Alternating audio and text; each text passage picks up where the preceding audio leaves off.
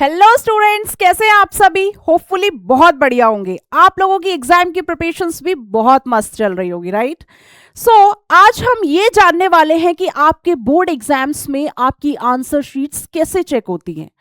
अब आप लोगों के दिमाग में ये आ रहा होगा कि इज इट इम्पॉर्टेंट, क्या ये हमारे लिए जानना ज़रूरी है। यस, आप लोगों के लिए जानना ये ज़रूरी है बिकॉज 99% स्टूडेंट्स को ये लगता है कि जब आपकी टीचर्स आपकी आंसर शीट को चेक करते हैं तो वो टिट टू बिट सब कुछ एकदम देखते हैं।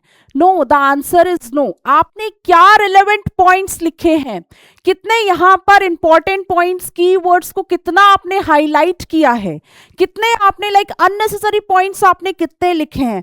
फॉर एन एग्जाम्पल, अगर आप सारे इंपॉर्टेंट पॉइंट्स को हाईलाइट करते हो, ठीक है, ऑटोमेटिकली आपका टीचर का ध्यान जाता है कि यस, बच्चे को आंसर आता है। आज हम ये जानेंगे आपके मार्क्स आप 10 से 15% भी यहाँ पर बढ़ा सकते हैं बिकॉज इस बात को जानने के बाद कि यस, आपकी जो बोर्ड की कॉपीज है वो कैसे चेक होती है, right. This side Varsha, your biology educator. आइए जानते हैं, राइट। यहां पर first one is centralised checking. Centralised checking का मतलब क्या है, आपकी जो बोर्ड कॉपीज हैं वो आपके स्कूल टीचर्स चेक करते हैं या फिर कोई एग्जामिनर्स, राइट। आपकी जो आंसर शीट्स जो चेक होती हैं वो आपके ट्रेन्ड एग्जामिनर्स चेक करते हैं, राइट। स्कूल्स में ये चेक नहीं होता है। Next one that is marking scheme. यहां पर स्ट्रिक्ट मार्किंग स्कीम का मतलब क्या है कि क्या टीचर खुद से मार्क्स डिडक्ट कर सकता है। बच्चे ने ऐसे आंसर फ्रेम नहीं करा, वैसा आंसर फ्रेम नहीं करा, ये अच्छा नहीं लग रहा, so the answer is no. अपनी मर्जी से कोई भी टीचर मार्क्स डिडक्ट नहीं कर सकता, ठीक है। प्रॉपरली आंसर की दिया जाता है सीबीएसई से, उसको फॉलो करना होता है strictly, right. There is no any kind of option, कोई भी ऑप्शन नहीं है अपनी मर्जी से कि यस, ऐसा अच्छा नहीं लग रहा, वैसा अच्छा नहीं लग रहा, मार्क्स डिडक्ट कर लेते हैं। There is no point, right. Next one, step wise marking. क्या स्टेप वाइज मार्किंग होती है? Yes, answer is yes, step wise marking होती है। इस बात के लिए कभी परेशान नहीं होना है, like for an example physics, maths जैसे सब्जेक्ट में कि यस, आंसर तो गलत हो गया। May be, might be possible कि आपके स्टार्टिंग वाले स्टेप्स करेक्ट हो, है ना। अगर स्टार्टिंग वाले स्टेप्स करेक्ट होंगे, for sure you will get at least half marks, 1 marks, 2 marks according to that your answer की, है ना। कुछ तो मार्क्स मिलेगा, है ना।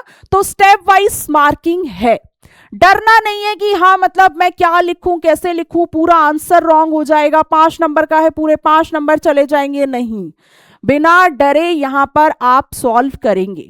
आपने पूरे साल बहुत अच्छी मेहनत करी है, टीचर्स के साथ आप लोगों ने लग के मेहनत करी है, तो अब ये टाइम आ गया है कि अपने टीचर्स और अपने पेरेंट्स को प्राउड फील कराने का, है ना।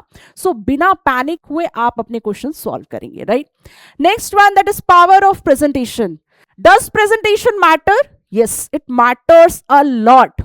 बहुत सारे बच्चे ऐसे होते हैं, उन्हें पता होता है फटाफट से, you will ask any question, instantly they will give the answer. वो फटाफट से आंसर दे देंगे, but they don't know how to present the answer. Wherever the diagram is needed, kindly draw the diagram by using pencil. Pencil वगैरह use करके diagrams बनाओ, अपनी answer sheet को neat and clean रखो, रफ वर्क कहाँ कैसे use करना है, रफ स्पेस अपना प्रॉपरली यूज करो, कीवर्ड्स को प्रॉपरली हाईलाइट करो, कहानियां नहीं बनाना है, ठीक है। कहानियां हर सब्जेक्ट में नहीं चलती है बच्चे, जहां पर नीड है दैट्स फाइन, बट साइंस ऐसे सब्जेक्ट्स तो होते हैं आपके, आप properly point two point answer 1 2 3 में, ABCD में कैसे भी फ्रेम करना है, आप कैसे भी पॉइंटर्स यूज करो, सब चलेगा, बट आप प्रॉपरली अपने आंसर्स को प्रेजेंट करना सीखो, ठीक है। आप अपने आंसर्स कैसे प्रॉपरली प्रेजेंट करना सीखोगे, जब आप बहुत सारे सैंपल पेपर सॉल्व करोगे, आप टाइमर सेट करोगे, बहुत सारे सैंपल पेपर सॉल्व करोगे, you will get to know yes, मैं फिजिक्स के लिए इतना टाइम यूज कर रहा हूं, केमिस्ट्री के लिए इतना टाइम यूज कर रहा हूं, या बायोलॉजी के लिए मेरा इतना टाइम जा रहा है, राइट। तो एक सर्टेन टाइम ऐसा आएगा, यू विल फील कॉन्फिडेंट कि यस, मैं अब फाइनली, मतलब मेरा 3 घंटे में बहुत इजीली पेपर सॉल्व हो रहा है, और मेरा इतना इतना ड्यूरेशन इस पर्टिकुलर ऐसे क्वेश्चंस के लिए जा रहा है, या इस पर्टिकुलर सब्जेक्ट के लिए जा रहा है, राइट। नेक्स्ट वन, क्या आपकी चेकिंग हार्ड होती है या इजी होती है? That's also a big question mark. तो आइए जानते हैं, राइट। सो यहाँ पर first one is centralised checking. Centralised checking मतलब यहाँ पर आपके जो स्कूल टीचर्स होते हैं बच्चों, यहाँ पर आपके स्कूल टीचर्स आपकी कॉपी चेक नहीं करते हैं। जो आपके ट्रेन्ड एग्जामिनर्स होते हैं वो आपकी यहाँ पर कॉपी चेक करते हैं, और ये बहुत बार चेक होती है, बहुत सारे राउंड्स में, ठीक है। इसीलिए बहुत नेग्लिजिबल चांस होते हैं कि हाँ मतलब कोई गलती कहीं रह जाए, ठीक है। नेक्स्ट वन यहाँ पर strict marking scheme. What is the meaning of this? इसका मतलब ये है कि यहाँ पर क्या टीचर्स के पास ये चांस होता है, क्या टीचर्स अपनी मर्जी से मार्क्स डिडक्ट कर सकते हैं, right. First one, this question is can teachers deduct there marks bye their own, right. Can teachers deduct the mark by their own? So the answer is no, right? So the answer is no. अपनी मर्जी से कोई भी teacher किसी भी बच्चे का किसी भी सब्जेक्ट में मार्क्स डिडक्ट नहीं कर सकता, राइट। ऐसी कोई चॉइस नहीं होती है। यहाँ पर प्रॉपरली आंसर की सीबीएसई के साइट से दिए जाते हैं। एमसीक्यू है, यहाँ पर आप देख सकते हैं कि यहाँ पर 1 मार्क के प्रॉपरली यहाँ पर दिए हुए हैं, राइट। यहां पर अगर आप यहां पर 2 मार्क्स क्वेश्चंस की बात करेंगे, सेक्शन बी की बात करेंगे, तो प्रॉपरली यहां पर आंसर्स फ्रेम किए हुए हैं। मान लीजिए 5 नंबर का क्वेश्चन है, आपके आंसर की में 6 से 7 पॉइंट होगा, बच्चे ने कोई उसमें से 5 पॉइंट्स लिखे हैं, for sure that particular student will get the mark, ठीक है। यहां पर और में अगर आपके आंसर्स हैं यहां पर, तो और में भी यहां पर देखिए आप पॉइंट वाइज कैसे आंसर्स फ्रेम है। यहां पर आपको प्रॉपरली ये मार्क्स अलॉट किए गए हैं। डायग्राम्स के लिए कितने मार्क्स दे रहे हैं, ठीक है। फॉर एन एग्जांपल ये आपका जेनेटिक्स से ये क्वेश्चन है, तो ए पार्ट में आप कैसे आंसर्स, देन आपका बी पार्ट में प्रॉपरली रेशियो कैसे लिखना है, यहां पर प्रॉपरली यहां पे मार्क्स दिए हुए हैं। तो बच्चे marking scheme properly teachers follow करते हैं। Any teacher is not allowed to deduct the marks, मतलब रैंडमली मार्क्स डिडक्शन नहीं होता है, right. Next one, step wise marking. क्या स्टेप वाइज मार्किंग होती है? Yes, the answer is yes. You should feel happy, है ना। आप लोगों को खुश होना चाहिए कि स्टेप वाइज मार्किंग होती है, right. For an example maths हो गया, फिजिक्स हो गया, ये सब सब्जेक्ट्स में ना व्हेनेवर हम लोग like for an example students also जब आप सॉल्व करना स्टार्ट करते हो ना, तो कई बार क्या होता है कि हाँ स्टार्टिंग में तो लगता है कि हाँ सही सॉल्व कर रहे हैं, सही जा रहा है, बट आंसर कई बार गलत आ जाता है। तो उस केस में क्या होगा कि फॉर एन एग्जांपल जैसे आप एक ये क्वेश्चन देखो मैथ्स का, ठीक है, हाफ मार्क्स यहाँ पर प्रॉपरली फॉर एन एग्जांपल अगर आपका लास्ट स्टेप भी गलत होता है तो आपको इनिशियली तो you will get the marks, है ना। इनिशियली तो आपको मार्क्स मिलेंगे, हो सकता है कि हाँ एंड में गलती हो गई तो वहां मार्क्स कट जाएंगे। तो यहाँ पर मान लो 4 नंबर का है तो यहाँ पर 2, 3 कुछ तो आपको मार्क्स मिलेगा, राइट। तो यहाँ पर कभी ये नहीं डरना है कि हाँ मतलब एंड में गलत हो गया तो 5 नंबर ही बिल्कुल उड़ गए, नहीं, ऐसा नहीं है। बिना डरे आप अपने क्वेश्चंस को, अपने आंसर्स को स्टार्ट करो, प्रॉपरली उसको सॉल्व करो, स्टेप वाइज उसको सॉल्व करो। हाँ गलती हो जाती है, बोर्ड एग्जाम्स में प्रेशर होता है, आई कैन अंडरस्टैंड, बट अगर लास्ट में गलती हो रही है तो ठीक है, उस स्टेप के लिए आपके मार्क्स डिडक्ट हो गए, बट ऊपर वाले जो स्टेप्स होंगे उसके लिए तो आपको मार्क्स मिलेंगे ना। सो यहाँ पर बिना परेशान हुए, बिना पैनिक हुए आपको यहाँ पर अपने आंसर्स स्टार्ट करने हैं। जो आपके यहाँ पर कॉन्सेप्ट बेस्ड सब्जेक्ट्स वगैरह होते हैं, ठीक है, उन सब्जेक्ट्स के लिए ज्यादा परेशान नहीं होना है। Next one is presentation. क्या प्रेजेंटेशन मैटर करता है? प्रेजेंटेशन इंपॉर्टेंट है। ऐसे बहुत सारे बच्चे होते हैं जो कि मतलब उन्हें पता होता है, फटाक से क्वेश्चन नहीं पूछा कि आंसर आ गया, but they don't know how to present. अगर आपको ये नहीं पता होगा कि अपने आंसर्स कैसे प्रेजेंट करने हैं, that's also a big drawback, है ना। अगर फॉर एन एग्जाम्पल अपने आंसर्स को आप बहुत अच्छे से प्रेजेंट करोगे ना, टीचर विल बी इम्प्रेस्ड, ठीक है। यहाँ पर पावर ऑफ प्रेजेंटेशन में क्या है, यहाँ पर फॉर एन एग्जांपल ऐसा कुछ कंपलसरी नहीं है कि आपको ए बी सी डी ऐसे प्रॉपरली सेक्शन वाइज आपको अटेम्प्ट करना है, नहीं।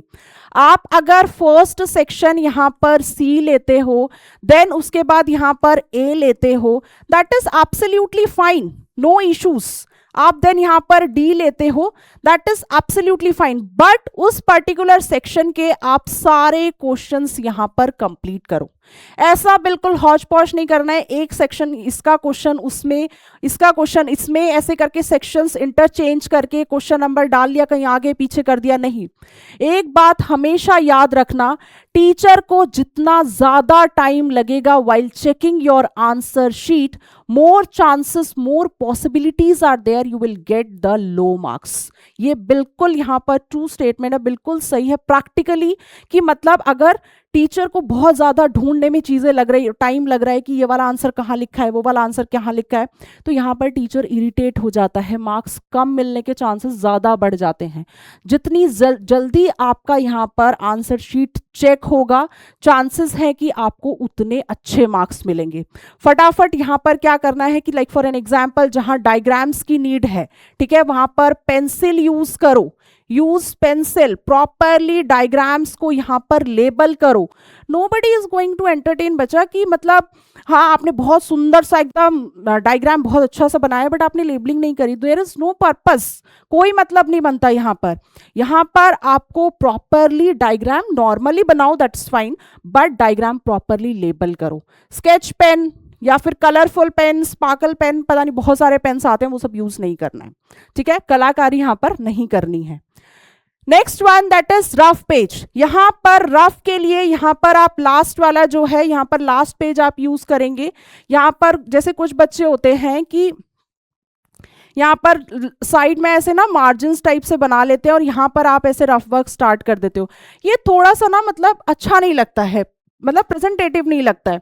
आप लास्ट के यहाँ पर 1-2 पेज रख लो, है ना, 1 या 2 पेज आप यहाँ पर लास्ट के रख लो, उसको यूज करो कि हाँ आपका जो लास्ट वाला पेज है वो आपने रफ वर्क के लिए यूज किया है। उससे क्या होती है ना, आपकी आंसर शीट थोड़ी सी प्रेजेंटेटिव लगती है, टीचर को भी अच्छा लगता है देखने के लिए, ठीक है। यहाँ पर आपने कुछ बच्चों की नोटबुक्स मतलब आंसर शीट्स देखी होंगी, कितना मतलब बहुत अच्छे से अपने आंसर्स को प्रेजेंट करते हैं, डजेंट मैटर वो मैथ्स सब्जेक्ट है या फिर साइंस सब्जेक्ट है, ठीक है। Keywords technique, this is most important, right? This is most important whenever you are framing your answers. जब भी आप लोग अपने आंसर्स लिख रहे हो, इस बात को हमेशा याद रखो, कोई भी स्टेटमेंट है यहाँ पर, उसमें जो इंपॉर्टेंट कीवर्ड्स हैं, ठीक है, उसमें जो आपके इंपॉर्टेंट कीवर्ड्स हैं उसको काइंडली हाईलाइट, उसको हाईलाइट करो, उसको या फिर आप अंडरलाइन भी कर सकते हो, ठीक है, आप उसको यहां पर या तो अंडरलाइन करो। Is it clear?